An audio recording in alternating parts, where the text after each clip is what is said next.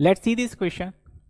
A line is perpendicular to a plane and passes through 0 1 0.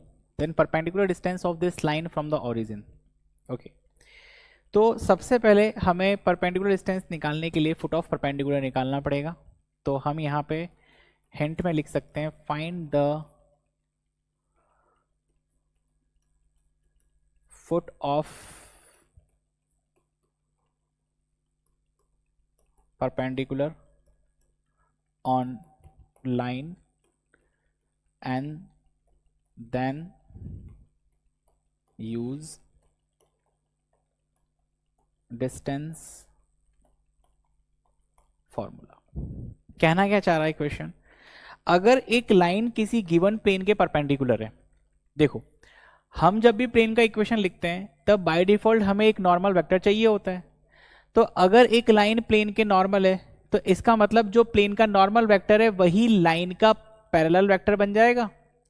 तो अगर एक plane का equation x plus two Y plus two Z is equal to 0 है और इस plane को मैं x I cap plus Y J cap plus Z K cap के डॉट प्रोडक्ट में I cap plus two J cap plus two K cap में लिखना चाहूँ, तो इस प्लेन का जो नॉर्मल वेक्टर है वो मेरी रिक्वायर्ड लाइन का पैरेलल वेक्टर बन जाएगा. ठीक है, तो यहाँ पे जो n वेक्टर है I cap plus two J cap plus two K cap. अब वो लाइन कहाँ से पास कर रही है, 0 1 0 से. तो लाइन का equation x minus 0 upon 1 is equal to Y minus 1 by 2 is equal to Z minus 0 by 2. क्या ऐसे लिख सकते हैं? ये एग्जैक्टली लाइन का इक्वेशन हो गया. अगर मैंने इसको एक लैम्डा के इक्वल रख दिया, अब बात समझो, जब आप एक को लाइन का इक्वेशन आपको मिल चुका है, ठीक है, और आप किसी एक आउटसाइड पॉइंट से उसका डिस्टेंस परपेंडिकुलर डिस्टेंस फाइंड करना चाह रहे हैं और वो पॉइंट कौन सा है, ओरिजिन. तो मैंने उसको नाम दे दिया O 0 0 0. अब ये जो लाइन है इस पॉइंट से जब परपेंडिकुलर ड्रॉ करेंगे तो किसी एक पॉइंट पे मिलेगा, उस पॉइंट का नाम मैंने दे दिया Q. अब वो Q रीजन बीइंग की लाइन पे लाई कर रहा है, तो उस Q को मैं लाइन के लैम्डा के टर्म्स में फाइंड कर सकता हूं. तो आप Q पॉइंट के कोऑर्डिनेट को लिख सकते हैं lambda comma 2 lambda plus 1 comma 2 lambda. जब हम Q पॉइंट को लैम्डा के फॉर्म में लिख चुके हैं तो हमें ये पता है कि OQ वेक्टर क्या होगा, lambda I cap plus 2 lambda plus 1 J cap plus 2 lambda K cap. अब जब OQ वेक्टर निकाल चुके हैं तो वो लाइन के परपेंडिकुलर है, तो लाइन के पैरेलल वेक्टर के साथ उसका डॉट प्रोडक्ट 0 कर देंगे. That means OQ vector dot n vector is equal to 0. That means अगले पेज पे लिख लेते हैं.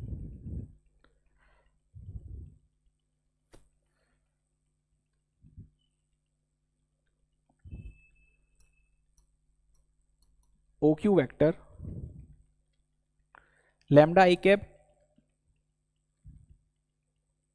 2 lambda plus 1 2 lambda, lambda I cap plus 2 lambda plus 1 J cap plus 2 lambda K cap. इसके बाद n वेक्टर दिया हुआ है I cap plus 2 J cap plus K cap. n vector is I cap plus 2 J cap plus 2 K cap. Now to find the lambda OQ vector dot n vector is equal to 0. That means lambda I cap plus 2 lambda plus 1 J cap plus 2 lambda K cap dot I cap plus 2 J cap plus K cap is equal to 0. Multiply करेंगे lambda plus 2 lambda plus 1 multiply with 2 plus 2 lambda multiply with 1 is equal to 0. Lambda plus 2 2 4 lambda plus 2 lambda is equal to 0. 2 lambda plus 4 lambda 6 lambda plus 7 lambda. Okay, 2 2 4 plus 2 lambda 7 lambda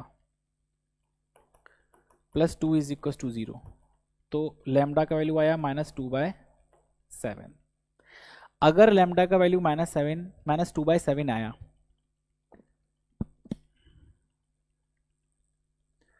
चार और 2 6 और 1 7, ठीक है,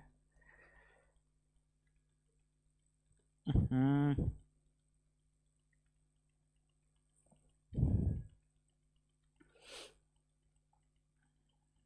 तो lambda को हम point Q में रख देंगे तो हमें पॉइंट क्यू के कोऑर्डिनेट मिल जाएंगे।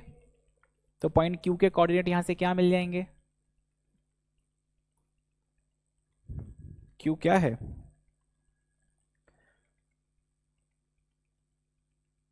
Lambda 2 lambda plus 1 2 lambda, lambda 2 lambda plus 1 2 lambda, lambda की जगह -2/7 तो -2/7 -4/7 प्लस 1 एंड -4/7 तो मतलब -2/7 3/7 -4/7।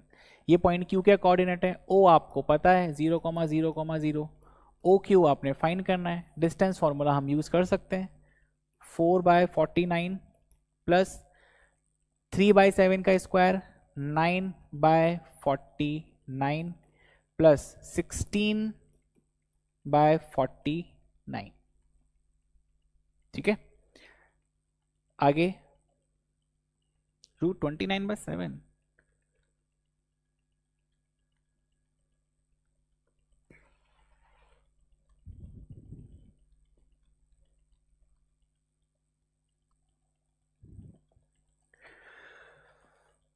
आंसर में डिनोमिनेटर में 3 आ रहा है, मतलब हमें लैम्डा का वैल्यू डिनोमिनेटर में 7 नहीं मिलना चाहिए। कहाँ, यहाँ गलती हो रही है, एन की जगह पे यहाँ पर 2 है तो ये 2 से मल्टीप्लाई होगा तो यहाँ पर फिर 4 लैम्डा मिलेगा तो यहाँ पे 9 लैम्डा मिलेगा और यहाँ पे lambda is equal to -2/9।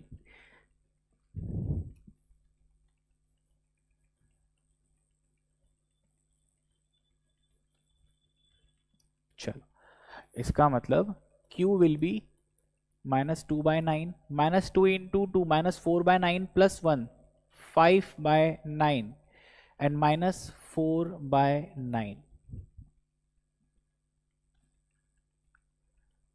2 into -2/9 -4/9 plus 1 9 -4 5/9 2 into -2/9 -4/9। ठीक है, अब आपके पास O ओरिजिन है 0,0,0 और ये OQ डिस्टेंस आपने फाइंड करनी है तो डिस्टेंस फॉर्मूला यूज कर सकते हैं। 0 माइनस ऑफ -2/9 2/9 का स्क्वायर विच इज 4/81 प्लस 25/81